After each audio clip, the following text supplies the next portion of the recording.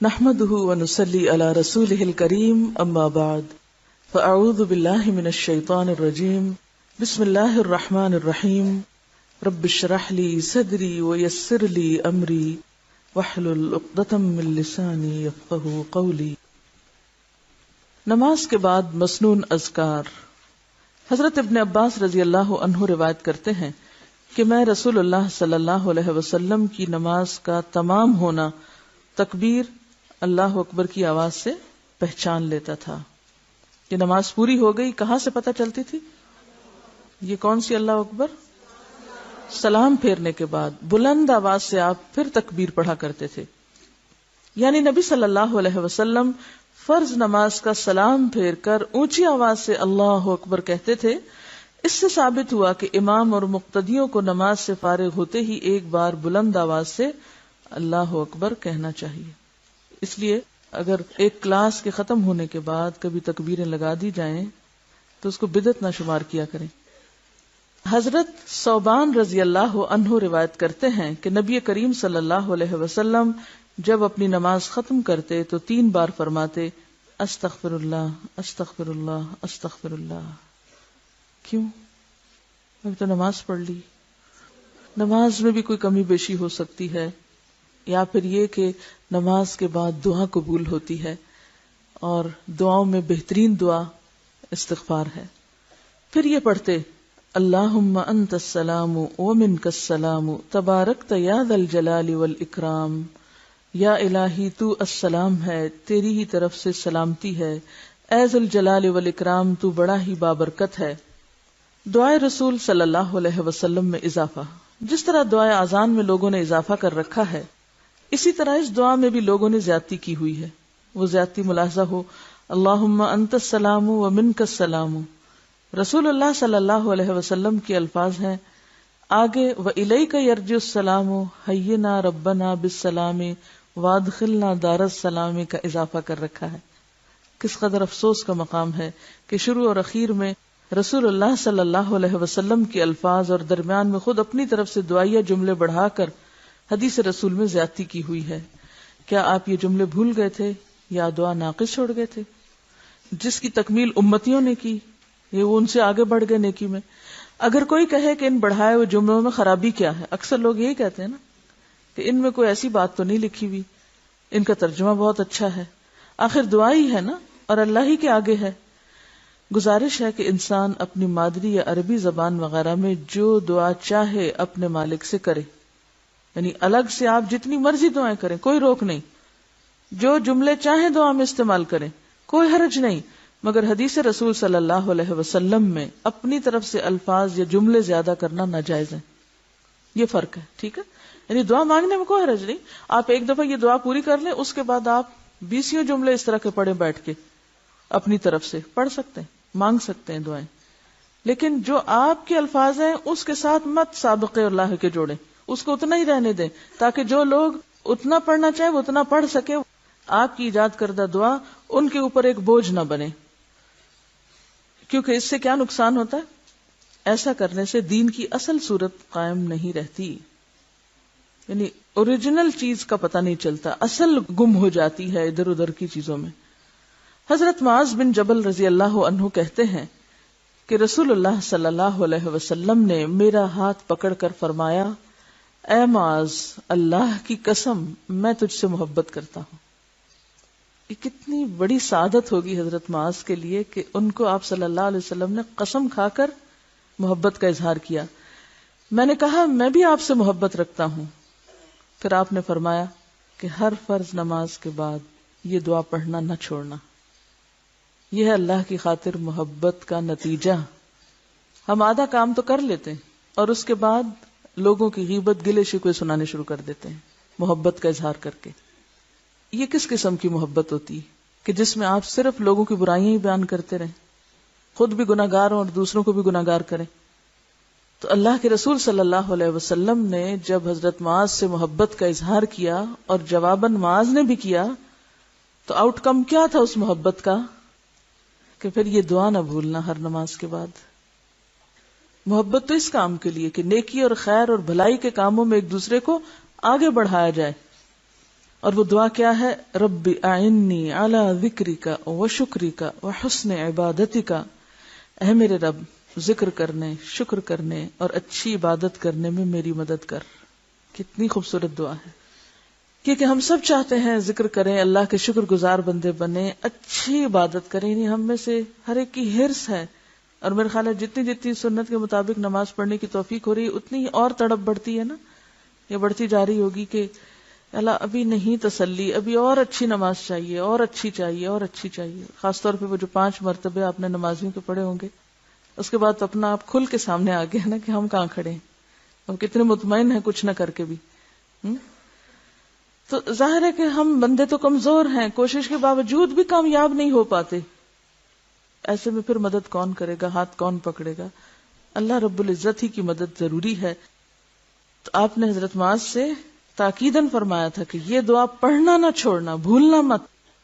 حضرت مغیرہ بن شعبہ رضی اللہ عنہ روایت کرتے ہیں کہ رسول اللہ صلی اللہ علیہ وسلم ہر فرض نماز کے بعد کہتے تھے لا الہ الا اللہ وحدہ لا شریک لہ لہ الملک ولہ الحمد وہو علی کل شیء قدیر اللہم لا مانع لما اعطیت ولا معطی لما منعت ولا ينفع ذا الجد منک الجد۔ اللہ کے سوا کوئی سچا معبود نہیں ہے، وہ اکیلا ہے، اس کا کوئی شریک نہیں ہے، اسی کے لیے بادشاہت ہے اور اسی کے لیے تعریف ہے، اور وہ ہر چیز پر قادر ہے۔ یا اللہ تیری عطا کو کوئی روکنے والا نہیں ہے، اور تیری روکی ہوئی چیز کو کوئی عطا کرنے والا نہیں ہے، اور دولت مند کو اس کی دولت تیرے عذاب سے نہیں بچا سکتی۔ حضرت عبداللہ بن زبیر رضی اللہ عنہ روایت کرتے ہیں کہ رسول اللہ صلی اللہ علیہ وسلم نماز سے سلام پھیرنے کے بعد یہ دعا پڑھا کرتے تھے لا الہ الا اللہ وحدہ لا شریک لہ لہ الملک ولہ الحمد وہو علی کل شیء قدیر لا حول ولا قوة الا باللہ لا الہ الا اللہ ولا نعبد الا ایاہ لہ النعمۃ ولہ الفضل ولہ الثناء الحسن لا الہ الا اللہ مخلصین لہ الدین ولو کرہ الکافرون۔ کیا مانگا اس میں؟ کیا مانگا گیا اس میں؟ دیکھیے کچھ بھی نہیں مانگا گیا۔ بعض اوقات کچھ نہ مانگنا بھی مانگنا ہوتا ہے، اور وہ کیا ہے؟ اللہ کی حمد و ثنا کرتے رہنا۔ کیونکہ پیچھے میں نے آپ کو بتایا تھا کہ اللہ کی حمد و ثنا اور تسبیح جو ہے وہ مانگنے سے بھی افضل ہے، جیسے قرآن کی قرات جو ہے مانگنے سے بھی افضل ہے۔ حج کے موقع پر ایک دعا آتی ہے، آپ صلی اللہ علیہ وسلم فرمایا کہ میں اور مجھ سے پہلے کے انبیاء کو جو بہترین دعا بتائی گئی اس موقع کی وہ ہے لا الہ الا اللہ وحدہ لا شریک لہ۔ تو میں جو پہلی دفعہ پڑھا میں نے کہا اس میں تو کوئی دعا ہے ہی نہیں، تو یہ آپ صلی اللہ علیہ وسلم اس کو دعا کہا ہے؟ جی ہاں، ایسی دعائیں دعا سے زیادہ مؤثر ہوتی ہیں۔ دیکھیے اس میں اللہ کی حمد و ثنا ہے کثرت کے ساتھ، اسی کی خوبیاں اور تعریفیں بیان کی گئی ہیں، اور اپنے اخلاص کا اظہار ہے، اپنی محبت کا اظہار ہے۔ تو جو بندہ اس محبت کے ساتھ رب کو پکارتا ہے وہ رب کی ساری توجہ کو اپنی طرف نہیں کر لیتا، رب کی رحمت کو متوجہ کر لیتا۔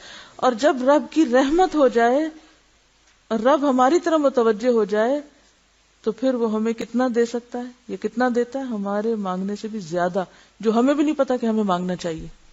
حضرت ایوب علیہ السلام کی دعا دیکھیں، حضرت یونس علیہ السلام کی دعا دیکھیں، تو اگر ذکر کا لیکچر یاد ہے آپ کو تو یہ بات سمجھ آ جانی چاہیے تھی۔ یہ کہہ رہی ہیں کہ کچھ فقیر ایسے ہوتے ہیں جو کچھ نہیں مانگتے، صرف تعریف کرتے رہتے ہیں یا پھر صرف دعائیں دیتے رہتے ہیں، عمر لمبی ہو اور کئی قسم کی دعائیں دیتے رہتے ہیں۔ تو دعا کا مطلب کیا ہے؟ اللہ کے سوا کوئی سچا معبود نہیں، وہ اکیلا ہے، اس کا کوئی شریک نہیں، اسی کے لیے بادشاہت ہے۔ میں صرف اس کو فیل کر رہی ہوں کہ جیسے جب آپ کسی سے کچھ مانگتے ہیں نا تو وہ مانگنا اللہ تعالیٰ کو پسند ہے مانگنا، لیکن اس سے زیادہ خوبصورت کام اللہ کی تعریف کر کے اللہ کا محبوب بننا ہے، یعنی یہ اس سے اوپر کا درجہ ہے۔ تھوڑی دیر کے لیے سوچئے، ایک شخص آپ کے پاس آتا ہے اور آپ سے کوئی فیور چاہتا ہے اور ڈائریکٹ کہتا ہے مجھے آپ سے یہ فیور چاہیے، اور ایک شخص آ کے صرف آپ کے کسی احسان کی شکر گزاری کرتا ہے، تو ہو سکتا ہے کہ وقتی طور پر آپ کو یا اس کو سمجھ نہ آئے کہ وہ کیا چاہتا ہے آپ سے، لیکن آپ کا دل ضرور اس کی طرف متوجہ ہوگا. کیوں اللہ تعالیٰ نے فرمایا لئن شکرتم لأزیدنکم. اگر صرف نعمتوں کا شکر ادا کرنے کی توفیق ہو گئی نا تو مانگے بنا بھی نعمتوں میں اضافہ ہو جائے گا. مانگے بنا صرف شکر گزار بن جائیں، اور یہی سب سے مشکل کام ہے. بھائی جو اللہ کی حمد و ثنا کی گئی ہے یہ سب شکر گزاری ہے کہ مظہر ہے. جب آپ کو کسی سے محبت ہوتی ہے، کوئی اچھا لگتا ہے یا کسی پہ پیار آتا ہے تو خود بخود اس کو دینے کو دل چاہتا ہے. اگر اللہ تعالیٰ کو ہم پر رحم آ گیا پھر کسی بھی چیز سے محرومی باقی نہیں رہے گی. اب آپ اس کا ترجمے کو غور سے ذرا دیکھیے کہ کس انداز میں اللہ کی تعریف کی گئی ہے. اللہ کے سوا کوئی سچا معبود نہیں، وہ اکیلا ہے، اس کا کوئی شریک نہیں، اسی کے لیے بادشاہت ہے اور اسی کے لیے تعریف ہے، اور وہ ہر چیز پر قادر ہے. گناہوں سے رکنا اور عبادت پہ قدرت پانا صرف اللہ کی توفیق سے ہے. خود کو کوئی کریڈٹ نہیں دیا جا رہا کہ اللہ میں یہ اور یہ کرتا ہوں. اللہ کے سوا کوئی سچا معبود نہیں اور ہم صرف اسی کی عبادت کرتے ہیں. ہر نعمت کا مالک وہی ہے. کیا خوبصورت بات ہے. کوئی بھی نعمت مانگنے اور طلب کرنے کی بجائے کیا کہا جا رہا ہے؟ سب کچھ تو تیرے ہاتھ میں ہے، ہر نعمت کا مالک وہی ہے، سارا فضل اسی کی ملکیت ہے. یعنی فضل اور نعمتیں صرف اسی کی طرف سے ہیں، اسی کے لیے اچھی تعریف ہے. اللہ کے سوا کوئی معبود نہیں، ہم صرف اسی کی عبادت کرتے ہیں اگرچہ کافر برا منائے. یہ جو بات ہے نا آخری، اگرچہ کافر برا منائے پھر بھی ہم اسی کی عبادت کرتے ہیں، یہ کس چیز کو ظاہر کر رہا ہے؟ ایمان کی مضبوطی اور اللہ سے والہانہ محبت کا اظہار کہ خواہ کسی کو اچھا نہ بھی لگے یار اب پھر بھی ہم تیری عبادت کریں گے. اب آپ دیکھیے، پھر آپ اس کو ذرا عام موقع کی مناسبت سے سمجھیے کہ کوئی شخص آپ کے پاس آ کے کہتا ہے کہ آپ کے پاس میرا آنا فلاں کو پسند نہیں، لیکن مجھے اس کی پرواہ نہیں، وہ نہ بھی پسند کرے پھر بھی میں آپ کے پاس آتا رہوں گا. یہ کیا انداز ہے نا کہ یار اب تیرے سامنے میرا جھکنا لوگوں کو پسند نہیں، تیرا بندہ بننا لوگوں کو نہیں اچھا لگتا. ایسا ہوتا ہے؟ کبھی ہوا ایسا کہ اللہ کا بندہ بننا لوگوں کو پسند نہ آئے؟ پھر آپ کہیں یا رب چاہے لوگوں کو اچھا نہ لگے پھر بھی میں تیری اطاعت کرتا رہوں گا، پھر بھی تیری ہی طرف آؤں گا، پھر بھی تیرا ہی بنوں گا. آپ خود سوچیں کہ یہ کلمات کیا وزن رکھتے ہیں، کیا معنی رکھتے ہیں، اس کے پیچھے کیسے جذبات ہیں ایک بندے کے.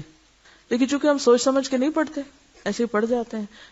مخلصین لہ الدین ولو کرہ الکافرون. رسول اللہ صلی اللہ علیہ وسلم نماز کے بعد ان کلمات کے ساتھ اللہ کی پناہ پکڑتے تھے. اللہم انی اعوذ بک من الجبن واعوذ بک من البخل واعوذ بک من ان ارد الى ارذل العمر واعوذ بک من فتنۃ الدنیا وعذاب القبر. اے اللہ میں بزدلی اور کنجوسی سے تیری پناہ چاہتا ہوں. دیکھیں سب سے پہلے کیا مانگا جا رہا ہے نا، یعنی مانگنے کی چیزوں میں پہلے پچھلی چیزیں تو سب کیا ہیں؟ حمد و ثنا، تعریف. اور جو مانگنے کی چیز ہے وہ یا اللہ اس بزدلی اور کنجوسی اور بخل سے مجھے بچا، اور اس بات سے بھی تیری پناہ چاہتا ہوں کہ مجھے رذیل عمر، ارذل العمر یعنی زیادہ بڑھاپے کی طرف پھیرا جائے. اور اسی طرح میں دنیاوی فتنوں اور عذاب قبر سے بھی تیری پناہ چاہتا ہوں. حضرت ابو ہریرہ رضی اللہ عنہ کہتے ہیں کہ رسول اللہ صلی اللہ علیہ وسلم نے فرمایا اس شخص کے تمام گناہ معاف کر دیے جائیں گے خواہ سمندر کی جھاگ کے برابر ہوں، جو ہر فرض نماز کے بعد یہ پڑھے سبحان اللہ 33 بار، الحمدللہ 33 بار، اللہ اکبر 33 بار، اور ایک بار لا الہ الا اللہ وحدہ لا شریک لہ لہ الملک ولہ الحمد وہو علی کل شیء قدیر. اللہ ہر عیب سے پاک ہے، ساری تعریف اللہ کی ہے، اللہ سب سے بڑا ہے، اللہ کے سوا کوئی سچا معبود نہیں، وہ اکیلا ہے، اس کا کوئی شریک نہیں، اسی کے لیے ساری بادشاہت اور اسی کے لیے ساری تعریف ہے، اور وہ ہر چیز پر خوب قدرت رکھنے والا ہے. اس کے گناہ بخشے جائیں گے اگرچہ دریا کی جھاگ کے مانند ہو. حضرت کعب بن عجرہ رضی اللہ عنہ روایت کرتے ہیں، اب آپ دیکھیے کہ ان کلمات میں کوئی استغفار بھی نہیں پڑھا گیا، کچھ نہیں مانگا گیا. کیا ہے؟ اللہ کی تعریف، اللہ کی پاکی بیان کی گئی ہے، اللہ کا شکر ادا کیا گیا، اللہ کی بڑائی بیان کی گئی ہے. اور ایک بار الحمدللہ کہنا میزان بھر دیتا ہے، ایک بار اللہ اکبر کہنا زمین و آسمان کو نور سے بھر دیتا ہے. تو جس شخص کو یہ نصیب ہو جائے اس طرح ذکر کرنا، پھر کیوں نہ اس کے گناہ معاف ہو جائیں. حضرت کعب بن عجرہ رضی اللہ عنہ روایت کرتے ہیں کہ رسول اللہ صلی اللہ علیہ وسلم نے فرمایا، جو شخص فرض نماز کے بعد سبحان اللہ 33 بار، الحمدللہ 33 بار اور اللہ اکبر 34 بار کہے گا، وہ نامراد نہیں ہوگا، وہ نامراد نہیں ہوگا، یعنی اسے سب کچھ مل جائے گا. حضرت عقبہ بن عامر رضی اللہ عنہ روایت کرتے ہیں کہ رسول اللہ صلی اللہ علیہ وسلم نے مجھے حکم کیا کہ میں ہر فرض نماز کے بعد معوذات پڑھا کروں. معوذات اللہ کی پناہ میں دینے والی صورتیں، یہ ان صورتوں کو کہتے ہیں جن کے شروع میں قل اعوذ کا لفظ آتا ہے، انہیں معوذتین بھی کہا جاتا ہے. یعنی قرآن پاک کی آخری 2 صورتیں جو حسب ذیل ہیں، بسم اللہ الرحمن الرحیم، قل اعوذ برب الفلق من شر ما خلق ومن شر غاسق اذا وقب ومن شر النفاثات في العقد ومن شر حاسد اذا حسد. اللہ کے نام سے شروع کرتا ہوں جو بہت رحم کرنے والا نہایت مہربان ہے. کہو میں پناہ مانگتا ہوں صبح کے رب کی، ہر اس چیز کے شر سے جو اس نے پیدا کی ہے، اور اندھیری رات کے شر سے جبکہ وہ چھا جائے، اور گرہوں میں پھونکنے والیوں کے شر سے یعنی جادو ٹونا کرنے والوں کے شر سے، اور حاسد کے شر سے جبکہ وہ حسد کرے. بسم اللہ الرحمن الرحیم، قل اعوذ برب الناس ملک الناس الہ الناس من شر الوسواس الخناس الذی یوسوس فی صدور الناس من الجنۃ والناس.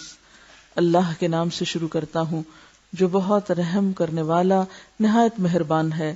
کہو میں پناہ مانگتا ہوں لوگوں کے رب کی، لوگوں کے مالک کی، لوگوں کے معبود کی، اس وسوسہ ڈالنے والے کے شر سے جو بار بار پلٹ کر آتا ہے، جو لوگوں کے دلوں میں وسوسے اور برے خیالات ڈالتا ہے، خواہ وہ جنوں میں سے ہو یا انسانوں میں سے.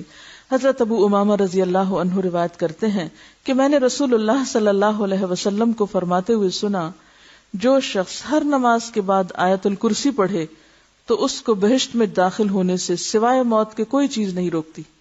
ہر فرض نماز کے بعد آیت الکرسی، اللہ لا الہ الا ہو الحی القیوم لا تأخذہ سنۃ ولا نوم لہ ما فی السماوات وما فی الارض من ذا الذی یشفع عندہ الا بإذنہ یعلم ما بین ایدیہم وما خلفہم ولا يحيطون بشيء من علمه إلا بما شاء وسع كرسيه السماوات والأرض ولا يؤوده حفظهما وهو العلي العظيم.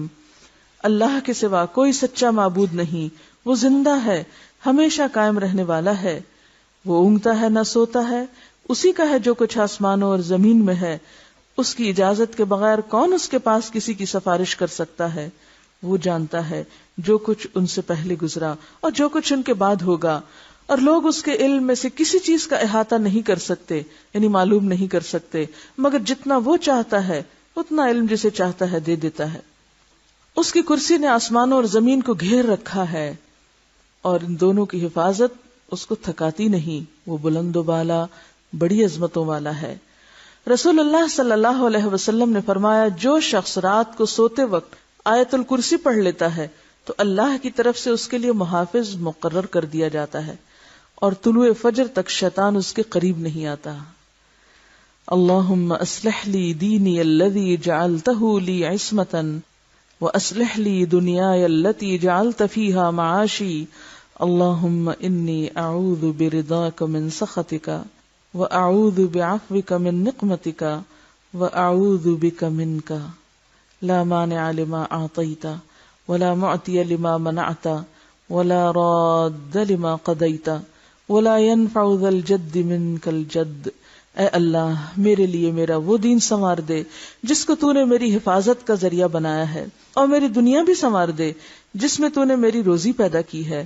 اے اللہ میں تیری خوشنودی کے ساتھ تیرے غصے سے، تیری معافی کے ساتھ تیرے عذاب سے، تیرے کرم کے ساتھ تیری سزا سے پناہ مانگتا ہوں۔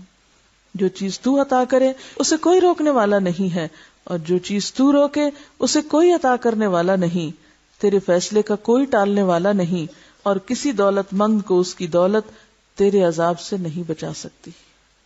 ایک اور دعا ہے، رب اعنی ولا تعن علی وانصرنی ولا تنصر علی وامکر لی ولا تمکر علی واہدنی ویسر الہدی لی وانصرنی علی من بغى علی رب اجعلنی شاکرا لک ذاکرا لک راہبا لک مطواعا لک مخبتا الیک اواہا منیبا رب تقبل توبتی واغسل حوبتی واجب دعوتی وثبت حجتی وسدد لسانی واہد قلبی واسلل سخیمۃ صدری۔ بہت ہی خوبصورت دعا ہے یہ۔ اے رب تو میری مدد کر اور میرے خلاف مدد نہ کر، مجھے غالب کر، کسی کو مجھ پہ غالب نہ کر، مجھے تدبیر بتا اور میرے دشمنوں کو میرے خلاف تدبیر نہ بتا، مجھے ہدایت دے اور ہدایت میرے لیے آسان کر دے، اور میرے اوپر ظلم کرنے والوں کے خلاف میری مدد فرما۔ اے میرے رب مجھے اپنا شکر کرنے والا، اپنا ذکر کرنے والا، اپنے سے ڈرنے والا، اپنا حکم ماننے والا، اپنے سامنے گڑ گڑانے والا اور اپنی طرف عاجزی سے رجوع کرنے والا بنا دے۔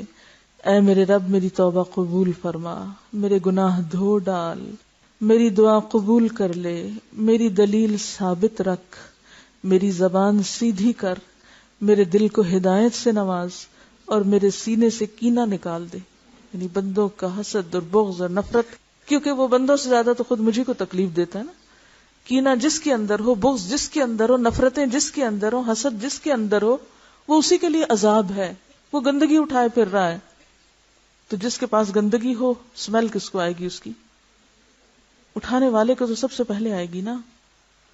تو لوگوں سے نفرت لوگوں سے زیادہ خود مجھے کو نقصان دیتی، اس لیے اپنے فائدے اور اپنی بھلائی میں ہے کہ ہم دوسروں کے بارے میں اپنے دل کو صاف کر دیں اور چیزوں کو نکال باہر پھینکیں اور سب کو معاف کر کے اپنے کام سے کام رکھیں۔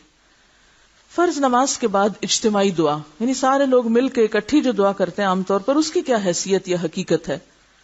فرض نماز کے بعد اجتماعی دعا کے ثبوت میں کوئی مقبول حدیث نہیں ہے، ہر ایک کو اپنی اپنی کرنی چاہیے۔ نہایت تعجب کی بات ہے کہ رسول اللہ صلی اللہ علیہ وسلم مدینہ منورہ میں 10 سال رہے، 5 وقت نمازیں پڑھائیں، صحابہ کرام کی کثیر تعداد نے آپ کی اقتداء میں نمازیں پڑھی، مگر ان میں سے کوئی ایک بھی اجتماعی دعا کا ذکر نہ کرے تو یہ اس کے بطلان کی واضح دلیل ہے۔ یعنی کوئی سنت طریقہ نہیں ہے کہ فرض نماز پڑھ کے پھر امام دعا مانگے اور سب پیچھے پیچھے آمین کہے۔ فرض نماز کے بعد ایسا کرنا سنت سے ثابت نہیں ہے۔ الگ الگ دعائیں تو سب موجود ہیں جو پیچھے گزری۔ مولانا عبد الرحمن مبارک پوری کہتے ہیں کہ اگر کوئی انفرادی طور پر نماز کے بعد ہاتھ اٹھا کر دعا مانگ لیتا ہے تو اس میں کوئی حرج نہیں۔ امام ابن تیمیہ، ابن قیم، ابن حجر اور بہت سے محققین علماء نے فرض نماز کے بعد مروجہ اجتماعی دعا کا انکار کیا ہے اور اسے بدعت کہا ہے۔ رسول اللہ صلی اللہ علیہ وسلم نے فرمایا، ان قریب میری امت میں ایسے لوگ پیدا ہوں گے جو پانی کے استعمال میں اور دعا کرنے میں حد سے تجاوز کریں گے، یعنی جو حدود میں نے بتا دی، جو طریقے، وہ ان سے آگے بڑھ جائیں گے۔ اجتماعی دعا کی دلیل میں بیان کی جانے والی تمام روایات ضعیف ہیں، تفصیل حسب ذیل ہے۔ حضرت انس رضی اللہ عنہ سے روایت ہے کہ جو بندہ ہر نماز کے بعد اپنے دونوں ہاتھ پھیلا کر دعا کرے، اللہ تعالیٰ اس کے ہاتھوں کو نامراد نہیں لوٹاتا۔ اس کی سند میں اسحاق بن خالد ہے جو منکر احادیث روایت کرتا ہے۔ امام احمد بن حنبل فرماتے ہیں کہ اس کے ایک اور راوی عبدالعزیز بن عبد الرحمن کی خصیف سے بیان کردہ روایات جھوٹی اور من گھڑت ہوتی ہیں۔ خصیف کا انس سے سوا معلوم نہیں، علاوہ ازیں اس روایت میں اجتماعی دعا کا کوئی ذکر نہیں۔ یزید بن اسود عامری کہتے ہیں کہ رسول اللہ صلی اللہ علیہ وسلم نے نماز فجر کا سلام پھیرا اور دونوں ہاتھ اٹھا کر دعا مانگی۔ اس حدیث کی سند حسن ہے، مگر عبید اللہ رحمانی مرحوم لکھتے ہیں کہ کتب احادیث کے اندر اصل حدیث میں ورفع یدیہ فدعا، دونوں ہاتھ اٹھا کر دعا مانگی کے الفاظ موجود نہیں ہیں۔ علاوہ ازیں اس میں بھی اجتماعی دعا کا ذکر نہیں۔ حضرت عبداللہ بن عمر اور عبداللہ بن زبیر دعا کرتے تھے اور آخر میں اپنی دونوں ہتھیلیاں اپنے منہ پر پھیرتے تھے۔ اس سلسلے میں پیش کی جانے والی تقریباً تمام روایات نہ صرف یہ کہ سخت ضعیف ہیں بلکہ ان میں اجتماعی دعا کا ذکر تک نہیں۔ بعض احادیث کا موقع و محل تو کچھ اور ہے مگر انہیں زبردستی زیر بحث اجتماعی دعا کے ساتھ نتھی کر دیا گیا ہے، یعنی نماز کے بعد نہیں۔ کیا فرض نمازوں کے بعد ہاتھ اٹھا کر اجتماعی دعا کرنا بدعت ہے؟ اس سلسلے میں درج ذیل امور قابل غور ہیں۔ نمبر 1، ہاتھ اٹھا کر اجتماعی دعا کرنا ایک مستقل عبادت ہے جو غیر موقت ہے، کسی وقت بھی کی جا سکتی ہے، اور جن مواقع پر اس کا اہتمام کرنا سنت سے ثابت ہے انہی کو ترجیح دی جائے گی۔ یعنی ایک بات ہے نماز کے بعد اجتماعی دعا کرنا، اور ایک ہے نماز کے علاوہ کسی بھی وقت اجتماعی دعا کر لینا، اکٹھے دعا کر لینا۔ تو ان دو چیزوں میں فرق ہے۔ نماز کے بعد تو کوئی سنت نہیں ہے کہ اکٹھے مل کے اس طرح ہاتھ اٹھا کے دعا کی جائے، لیکن کسی اور موقع پر کی جا سکتی ہے اور وہ غیر موقت، یعنی اس کا کوئی وقت مقرر نہیں ہے۔ ہاں، جو سنت میں اوقات ایسے ہمیں ملتے ہیں کہ جس میں صحابہ اور آپ نے اکٹھے دعا کی، ان مواقع کو پھر ترجیح دی جائے گی، ٹھیک ہے۔ نمبر 2، جو عبادت ہر وقت جائز ہو، اگر آپ اپنی سہولت کے لیے اسے کسی خاص وقت میں روزانہ کرنا چاہتے ہیں تو اصولی طور پر یہ بھی جائز ہے، ٹھیک ہے۔ یعنی جو عبادت کسی بھی وقت کی جا سکتی ہے، مثلا نفل پڑھے جا سکتے ہیں، دعا مانگی جا سکتی ہے ہاتھ اٹھا کے، ویسے تو اگر آپ اس کو خود اپنے ذاتی طور پر اس کی پابندی شروع کر دیں تو اس کی اجازت ہے۔ اس کی دلیل کیا ہے؟ اللہ تعالیٰ کا وہ عمل زیادہ محبوب ہے جس پر ہمیشگی کی جائے اگرچہ تھوڑا ہو، سمجھ گئے؟ لیکن کسی کے لیے یہ جائز نہیں کہ تمام جائز اوقات کو چھوڑ کر صرف ایک وقت کو عملاً فرض کا درجہ دے کر دوسرے مسلمانوں کو اس کا پابند بنائے، کیونکہ جب شریعت نے اس وقت کو مسلمانوں پر مقرر نہیں کیا تو یہ کیوں کرے؟ مثلاً اگر مختلف افراد روزانہ مختلف اوقات میں قرآن پاک کی مختلف صورتیں پڑھتے ہیں تو یہ عمل جائز ہوگا۔ کسی نے مجھے لکھ کے دیا میں ظہر کے بعد یہ صورت پڑھتی ہوں، عصر کے بعد، مغرب کے بعد، وہ اپنا ایک عمل ہے، اپنی ایک پابندی۔ جیسے آپ کو یہ کہا جا رہا ہے کہ یہ آیات جو اب آپ یاد کر رہے ہیں دن کی نمازوں میں اسے بار بار دہراتے رہیں تاکہ آپ یہ حفظ کا حصہ بھول نہ جائیں۔ اب آپ نے مقرر کر لیا میں فجر میں یہ پڑھوں گی، ظہر میں، عصر میں، مغرب میں، تو یہ آپ کا انفرادی عمل، آپ ایسا کر سکتے ہیں، ٹھیک ہے۔ لیکن آپ دوسروں کو پابند نہیں بنا سکتے۔ مطلب مجھے کوئی حق نہیں کہ میں آپ سب کو کہوں آج کے بعد آپ سب فجر کی نماز میں سورۃ البقرہ اتنی اور اتنی آیتیں پڑھا کریں۔ کیوں؟ یہ ایک شریعت مقرر کرنا ہے جس کا مجھے حق نہیں۔ ہاں، انڈیویجولی اگر میں اپنے لیے کوئی ایک عبادت خاص کر لیتی ہوں اپنی سہولت کے لیے تو کوئی بات نہیں، کیونکہ کوئی بھی کام اگر پابندی کے ساتھ کیا جاتا ہے تو وہ پسندیدہ کام بن جاتا ہے، لیکن دوسروں کے اوپر اسے مسلط نہیں کرنا چاہیے، اس سے دین مشکل ہوتا ہے۔ اب یہاں بھی یہ کیوں کہا جا رہا ہے کہ فرض نماز کے بعد ایسا نہ کیا جائے؟ مجھے ایک آدھ دفعہ ایسی کسی مسجد میں نماز پڑھنے کا اتفاق ہوا جن کے جو امام صاحب تھے نماز کے بعد انہوں نے دعا مانگنی شروع کر دی، اتنی لمبی دعا، اتنی لمبی دعا، معلوم نہیں کہاں کہاں کی irrelevant دعائیں۔ دیکھیں نا، دعا بھی ایک طرح سے ایک حاجت اور ایک ضرورت کو سامنے رکھ کے ہی مانگی جاتی ہے نا، کسی موقع محل کی مناسبت سے ہی مانگی جاتی ہے۔ اگر شادی کا موقع ہوگا تو آپ کیا دعا مانگیں گے کہ مجھے قبر کے عذاب سے بچا؟ اس موقع کی دعا کیا ہے؟ آپ صلی اللہ علیہ وسلم نے مختلف مواقع کی دعائیں بتائی ہیں نا جو اس موقع کی مناسبت سے مانگی گئی ہیں۔ صبح اٹھنے کی دعا رات کو سونے کی دعا سے فرق ہے یا نہیں؟ یہ تو نہیں کہ اگر آپ دعا مانگنے لگے تو آپ ہر وقت ہر ہی چیز مانگنا شروع کر دیں، اور فرض نماز کے بعد ان دعاؤں کو جو مسنون ہیں انہیں چھوڑ کر آپ معلوم نہیں کہاں کہاں دنیا بھر کے چکر لگا لیں اور ہر ایک کے لیے، اور پھر پرسنل اور انڈیویجول لوگ بھی کہہ دیتے ہیں، پھر لوگ ان کا نام لے کے وہ الگ دعائیں مانگنا شروع کر دیتے ہیں، اور اس سے باقی آڈینس کو کوئی دلچسپی نہیں ہوتی، لہٰذا وہ سب اپنی توجہ ہٹا بیٹھتے ہیں۔ اور بعض اوقات یہ ہوتا ہے کہ فرض کے بعد یکسوئی سے بندہ دعا مانگے اور اٹھ کے سنت پڑھے اور کام کو جائے، کیونکہ یہاں پر تو آپ کو جمعے کے دن چھٹی ہے، آپ جتنا مرضی مسجد میں بیٹھے رہیں۔ بعض ممالک ایسے ہیں کہ جہاں جمعے کے دن لوگ اپنے ڈیوٹی آورز میں سے 1 گھنٹہ آف لے کے، بعض اپنے پے کٹوا کے اور بعض کسی بھی اور وقت میں اس گھنٹے کو پورا کر کے وہ وقت لے کے مسجد میں آتے ہیں۔ اب ایسے ممالک میں بھی بعض ناسمجھ امام کیا کرتے ہیں کہ وہ یہ نہیں دیکھتے کہ لوگ کتنی دور سے آئے اور انہیں پھر واپس کام پہ پلٹنا ہے، انہیں نماز پڑھائیں اور فارغ کریں، اتنی دیر کا شاید خطبہ نہیں ہوتا جتنی دیر کی وہ دعا ہو جاتی ہے۔ تو اس سے کیا نقصان کیا ہوتا ہے؟ لوگ دین سے بھاگتے ہیں، وہ اگلی دفعہ وہاں نماز نہیں پڑھنے آئیں گے، اور ہو سکتا ہے کہ دوسری مسجد بہت دور ہو اور وہ سرے سے ہی نہ جائیں۔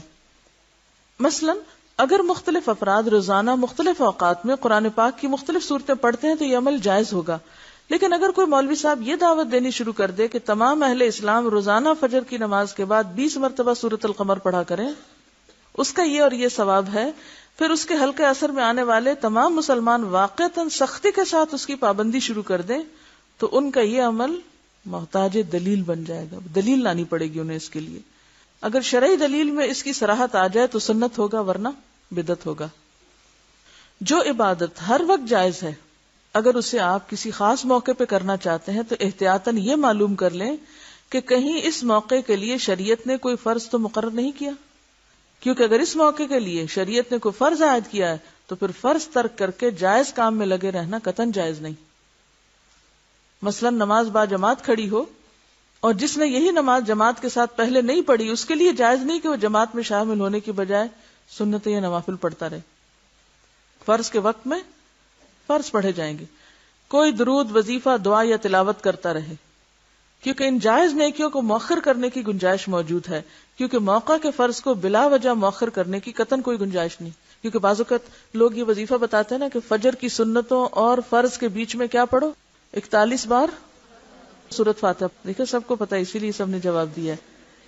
اب ایک شخص مسجد میں گیا ہے، اذان ہوئی ہے، مسجد گیا، سنت پڑھی ہے، امام صاحب فرض شروع کر چکے ہیں اور وہ کیا کر رہا ہے، بیٹھ کے 41 دفعہ سورۃ فاتحہ پڑھ رہا ہے، کیونکہ اس کو یہ پریشانی ہے کہ اگر میں نے یہ نہ پڑھا تو میرا کام نہیں ہونا، لہٰذا جماعت سے اگر نماز جاتی ہے تو کوئی نہیں، میں بعد میں اپنے فرض پڑھ لوں گا، لیکن یہ وظیفہ پورا کر لوں۔ تو جب فرض کا وقت آ جائے تو پھر نوافل اور ایسے اعمال اور اذکار کرنا درست نہیں۔ موقع کے فرض کو بلا وجہ مؤخر کرنے کی قطعاً کوئی گنجائش نہیں۔ اگر اس خاص موقع کے لیے شریعت نے کوئی سنت مقرر کر رکھی ہے تو بھی جائز کام کو چھوڑ کر سنت کو ترجیح دی جائے گی۔ اگرچہ سنت فرض نہیں، اسے کیا جائے تو بہت زیادہ ثواب ہے، اور اگر کسی وجہ سے کبھی چھوٹ جائے تو کوئی گناہ نہیں، مگر ایک موقع کی سنت کو جب ہمیشہ ترک کیا جائے گا تو گناہ لازم آئے گا، کیونکہ سنت چھوڑنے کے لیے نہیں، اپنانے کے لیے ہوتی ہے، اسے اپنانا ہی حب رسول کا تقاضا ہے، جبکہ اسے چھوڑے رکھنا اس سے بے رغبتی کی دلیل ہے کہ ہمیں کوئی انٹرسٹ نہیں ہے ان سنتوں سے۔ اور ارشاد پاک ہے، جس نے میری سنت سے بے رغبتی کی وہ مجھ سے نہیں، من رغب عن سنتی فلیس منی۔ اس کی مثال فرض نماز کے بعد لا الہ الا اللہ کا اجتماعی ورد ہے۔ اس میں کوئی شک نہیں کہ لا الہ الا اللہ افضل الذکر ہے، یعنی سب سے افضل ذکر، لیکن اسے کسی بھی وقت کرنا جائز ہے، اور چونکہ فرض نماز کے بعد والا وقت بھی اوقات میں سے ایک وقت ہے، لہٰذا اگر کوئی شخص کسی فرض نماز کے بعد اپنے طور پر لا الہ الا اللہ کہہ دیتا تو جائز ہے۔ لیکن جب ہم یہ دیکھتے ہیں کہ فرض نماز کے فوراً بعد نبی اکرم صلی اللہ علیہ وسلم کا معمول اور سنت کچھ اور ہے، تو پھر ہر فرض نماز کے بعد ہمیشہ لا الہ الا اللہ کا ورد کرنے کا مطلب یہ ہے کہ اس موقع کی سنت کو ختم کر دیا جائے، کیونکہ لا الہ الا اللہ کا ورد مؤخر ہو سکتا ہے۔ مؤخر کا کیا معنی ہے؟ بعد میں کیا جا سکتا ہے، لیکن نماز کے بعد والے مسنون اذکار اور دعاؤں کو ہمیشہ مؤخر کرنا کسی بھی طرح جائز نہیں۔ ویسے بھی کورس کی شکل میں بلند آواز سے لا الہ الا اللہ کے اجتماعی ورد کی پورے عہد نبوت میں کوئی مثال نہیں ملتی کہ مسجد میں ساری مسجد مل کر ایک نعرے کی شکل میں اجتماعی ورد کرے۔ صحابہ کرام سے ایسی کوئی دلیل نہیں ملتی کہ انہوں نے کبھی آپ کی موجودگی میں ایسا کیا ہو۔ اگر کسی موقع کی سنت کے ساتھ ایک اور سنت آ ملے تو دونوں سنتوں کو بجا لانا درست ہوگا۔ اب انہوں نے یہ بتایا نا، فرض اور سنت میں سے کس کو ترجیح دینے کی؟ فرض کو۔ سنت اور عام جائز کام میں سے سنت کو، اور سنت کے بیچ میں اگر کوئی فرق کرنا تو کیا کیا جائے گا؟ مثلا کسی فرض نماز کی جماعت ہوئی، امام صاحب نے سلام پھیرا، امام صاحب اور مقتدی حضرات مسنون اذکار اور دعا میں مصروف ہو گئے، اچانک کسی نے کہا بیماروں کے لیے دعا کریں، یہ فلاں شخص بیمار ہے اس کے لیے دعا کریں، تو کسی کے مطالبے پر دعا کرنا بھی سنت ہے، لہذا دعا کرنا جائز ہوگا۔ یعنی ایک مسنون کام آپ کر رہے ہیں، ایک اور مسنون کام اوپر سے آپ پڑا ہے، اور اگر وہ تقاضا کرتا ہے کہ پہلے کر لیا جائے کہ بھول نہ جائے، تو اس وقت دوسری سنت کو لے کر پہلی سنت بعد میں پوری کی جا سکتی ہے۔ یاد رکھیے، ہاتھ اٹھا کر اجتماعی دعا کرنا نہ تو فرض نماز کا حصہ ہے اور نہ ہی بعد والے مسنون اذکار کا حصہ، اس لیے اس کا دائمی اہتمام کرنا درست نہیں، کیونکہ فرض نماز ایک الگ عبادت ہے اور ہاتھ اٹھا کر اجتماعی دعا کرنا ایک الگ عبادت ہے۔ جب کسی شرعی دلیل کے بغیر دو الگ الگ عبادتوں کو ایک مخصوص ترتیب کے ساتھ ہمیشہ ایک ساتھ ادا کیا جائے کہ دونوں ایک دوسرے کا حصہ معلوم ہو، حتیٰ کہ ایک کے بغیر دوسری کو نامکمل سمجھا جانے لگے، نیز ایک شرعی مسئلے کی طرح لوگوں کو اس کی دعوت، ترغیب اور تعلیم دی جائے، اور جو شخص ان عبادات کو آپ کے طریقے کے مطابق ادا نہ کرے اسے منکر اور گستاخ کے القابات سے نوازا جائے تو آپ راہ سنت سے بھٹک جائیں گے، کیونکہ جب مختلف عبادات کو اپنی مرضی سے یکجا کر کے ایک نیا طریقہ رائج کیا جائے گا تو وہ سنت نہیں رہتا، بدعت بن جاتا ہے۔ بات اصول کی ہے، جو کام نبی صلی اللہ علیہ وسلم کی زندگی میں ضروری بھی ہے اسے کرنے کے لیے کوئی رکاوٹ بھی نہیں، پھر پورے عہد نبوت میں اسے کوئی نہ کرے، مگر ہم نہ صرف ہمیشہ خود کریں بلکہ دوسروں کو بھی دعوت دیں تو یہ بدعت ہوگی۔ یعنی کوئی بھی عمل جو آپ کے دور میں ثابت نہیں، اس کو آج کے دور میں لازم کا درجہ دے دینا، یہ بدعت بن جاتا ہے۔ اگر کوئی شخص کسی خاص وجہ یا موقع یا مناسبت سے، مثلا سکھانے کی غرض سے اگر آپ کو کہا جائے مل کے دعا پڑھ لیں، جیسے قرات آپ کو مل کے کروائی جاتی ہے، تب آپ کہیں کہ اس کی کیا دلیل ہے کہ قرات سب مل کے ہی کریں، تو یہ قرات کا وقت نہیں ہے، تو سیکھنے کا وقت ہے۔ تو اسی طرح دعائیں اگر آپ کو سکھانے کی غرض سے اکٹھی پڑھائی جا رہی ہیں یا آپ پڑھتے ہیں دہراتے ہیں ان کو اکٹھا، تو وہ صرف ایک سیکھنے کی غرض ہے، لیکن اس میں بھی ہمیشہ دوام نہیں ہونا چاہیے، اسے زندگی کا حصہ نہیں بنا لینا چاہیے، ورنہ پھر وہ بھی بدعت بن جائے گا۔ سوال پیدا ہوتا ہے کہ کیا عہد نبوت میں فرض نمازوں کے بعد ہاتھ اٹھا کر دعائیں کا اجتماعی اہتمام تھا؟ اس میں کوئی رکاوٹ تھی؟ نہیں تھی۔ پھر اگر کسی فرض نماز کے بعد اس کا اہتمام نہیں کیا گیا تو اس سے معلوم ہوا کہ اس کا اہتمام نہ کرنا سنت ہے، کیونکہ ناممکن ہے کہ ایک چیز دین بھی ہو اور عہد نبوت میں کر سکنے کے باوجود اسے کوئی نہ کرے یا اسے کیا گیا ہو مگر مقبول احادیث کے وسیع ذخیرے میں وہ کہیں کسی کو نظر نہ آئے۔ انسان فطرتاً سہولت پسند ہے، اسے مسنون دعائیں یاد کرنا گناہ گزرتا ہے کیونکہ اس کی مصروفیات بہت ہیں، لہذا فرض نمازوں کے بعد یکسوئی کے ساتھ 5-6 منٹ نہیں نکال سکتا۔ اس سنت سے پہلو بچانے کے لیے متبادل ایجاد کر لیا گیا ہے کہ مولوی صاحب سلام پھیرتے ہی ہاتھ اٹھائیں، چند مسنون غیر مسنون الفاظ پر مشتمل چھوٹے چھوٹے جملے بولیں، منہ پہ ہاتھ پھیر کر تمام نمازیوں کو فارغ کر دیں، جس کے بعد وہ سب مسنون اذکار پڑھے بغیر اٹھ کھڑے ہوں۔ اس بدعت کا ہی نقصان ہے نا، البدعۃ تمیت السنہ، بدعت سنت کی موت ہے، سنت ختم کر دیتی ہے۔ جہاں بدعت آئے گی وہاں سے سنت رخصت ہو جائے گی۔ اب امام صاحب کا سب کی طرف سے پڑھتے رہنا سب لوگوں کو دین کے ایک حکم پر عمل کرنے سے ایک طرح سے روک دیتا ہے۔ جب وہ ہمارے لیے دعا کر سکتے تو ہمیں کیا ضرورت ہے مسنون ذکر سیکھنے کی؟ ہم کیوں اپنے دماغ پہ زور ڈالیں؟ ہمارے پاس وقت نہیں، باقی سب دنیا کے کاموں کے لیے وقت ہے، ایک مسنون ذکر سیکھنے کا وقت نہیں۔ حالانکہ ہم نے پڑھا کہ آپ صلی اللہ علیہ وسلم قرآن کی سورت کی طرح یہ اذکار بھی سکھایا کرتے تھے جو چند مخصوص اذکار ہیں۔ تو اس لیے ہمیں ضرور اس موقع کی مناسبت سے اپنے اعمال کا جائزہ لینا ہے۔ در حقیقت یہ دعا نہیں، رسم ہے جو انتہائی نیک نیتی سے ہر فرض نماز کے بعد ادا کی جاتی۔ اس طرح غیر شعوری طور پر ایک سنت کو مٹانے کا گناہ کیا جا رہا ہے۔ افسوس کہ لوگوں کو بدعتوں پر عمل کرنے کے لیے تو بہت وقت مل جاتا ہے مگر سنت اپنانے کے لیے وقت نہیں ملتا۔ جو شخص بدعت کی تردید کرے اسے سرے سے دعا کا منکر ہی بنا دیا جاتا ہے۔ وہ کہتے ہیں یہ تو دعا ہی نہیں کرنے دیتے، یہ تو دعا کرنے سے منع کرتے۔ اب جیسے بدعت کے طور پر قرآن پڑھنا جو ہمارے ہاں عام طور پر رائج ہو گیا، اور اس سے کوئی روکے تو کہتے ہیں وہ فلاں تو قرآن پڑھنے سے منع کرتی، اور سنت کا تارک سنی کہلاتا ہے۔ فرض نمازوں کے بعد مسنون اذکار اور دعاؤں کو چھوڑ کر ان کے متبادل کے طور پر لا الہ الا اللہ کے اجتماعی ورد اور ہاتھ اٹھا کر اجتماعی دعا مانگنے کو اس لیے بھی رواج دیا گیا ہے کہ یہ ہمارے مسلک کی علامت اور پہچان بن جائے، کیونکہ وہ باہر سے گزرتے ہوئے پتہ چل جائے گا کہ کس کی مسجد ہے جس میں یہ مخصوص ذکر ہوتا ہے۔ کیا کسی مسلک کے تحفظ کے لیے شرعی مسائل اور احکام کے ساتھ اس طرح کھیلنا جائز ہے؟ اسلام کا حکم کیا ہے؟ فرقہ واریت کو مٹایا جائے یا اسے فروغ دیا جائے؟ یعنی مخصوص امتیازی نشان بنا بنا کے اپنے آپ کو ایک جداگانہ حیثیت دی جائے؟ خلاصہ یہ ہے کہ فرض نماز کے بعد ہاتھ اٹھا کر اجتماعی دعا کرنا فی نفسی ہی جائز ہے، یعنی آپ الگ اپنی کر لیں ٹھیک ہے، لیکن اس جائز کا ٹکراؤ ایک سنت سے ہو رہا ہے، لہذا اسے اپنا معمول نہیں بنانا چاہیے، کیونکہ سنت رسول مقبول صلی اللہ علیہ وسلم ہی اس بات کا زیادہ حق رکھتی ہے کہ وہ ہر کلمہ گو مسلمان کا معمول، مسلک اور پہچان بنے۔ لہذا ہمیں عموماً انہی اذکار اور دعاؤں پر اکتفا کرنا چاہیے جن پر ہمارے نبی صلی اللہ علیہ وسلم اور ان کے صحابہ کرام ہمیشہ اکتفا کرتے رہے۔ اللہ تعالی ہم سب کو اس کی توفیق دے۔ یاد رہے کہ امام کے سلام پھیرنے سے جماعت ختم ہو جاتی ہے مگر نمازیوں کا اجتماع ختم نہیں ہوتا، بلکہ ہر نمازی اپنی اپنی جگہ بیٹھ کر عموماً ایک ہی قسم کے مسنون الفاظ پڑھ رہا ہوتا ہے۔ یہی نماز با جماعت کے بعد اجتماعی دعا کا مسنون تصور ہے، اسی پر سلف صالح کا عمل رہا ہے۔ لیکن یہ بات کہ امام اور مقتدی حضرات لازماً ہاتھ اٹھائیں اور مروجہ انداز میں مختصر سی رسم ہے، دعا ادا کر کے نمازی کو فارغ کریں، تو یہ درست نہیں۔ اب اس میں آپ کے ذہن میں ہو سکتا ہے ایک سوال یہ آ رہا ہو کہ کیا اس موقع پر ہم اپنی کوئی اور دعا نہیں کر سکتے، یعنی صرف یہی ذکر کرنے ہوں گے، یا پھر ہم اردو میں یا پنجابی میں یا اپنی کسی زبان میں کچھ اور مانگ سکتے ہیں یا نہیں؟ تو مسنون اذکار پڑھنا ویسے تو کافی ہے ساری ضروریات کو، لیکن اگر کوئی خاص مسئلہ ہے، دکھ، تکلیف، پریشانی، بیماری، کوئی بھی آپ کی خاص حاجت یا دعا ہے، تو آپ وہ اپنی زبان میں بھی مانگ سکتے ہیں، اس کا مانگنا منع نہیں ہے، ٹھیک ہے؟ لیکن عام طور پر اگر یہ مانگنے کی توفیق ہو گئی تو گویا آپ نے سب کچھ مانگ لیا، اور یہ بھی کافی ہو جائے گا۔ وآخر دعوانا ان الحمد للہ رب العالمین، سبحانک اللہم وبحمدک، نشہد ان لا الہ الا انت، نستغفرک ونتوب الیک۔